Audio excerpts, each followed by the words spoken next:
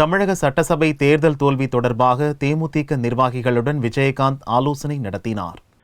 தமிழக சட்டசபை தேர்தலில் மக்கள் நல கூட்டணி மற்றும் தமாகவுடன் சேர்ந்து தேமுதிக போட்டியிட்டது. 104 தொகுதிகளில் நின்ற தேமுதிக எல்லா தொகுதிகளிலும் படுதோல்வியை தழுவியது.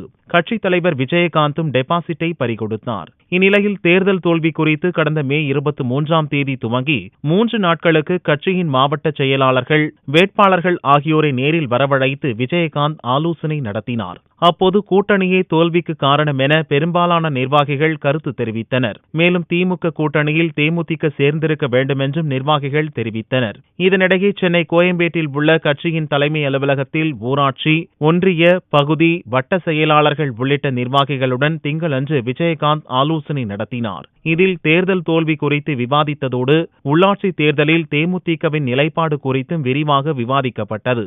இந்த ஆலோசனை வரும் 20ஆம் தேதி வரை நடக்க இருக்கிறது.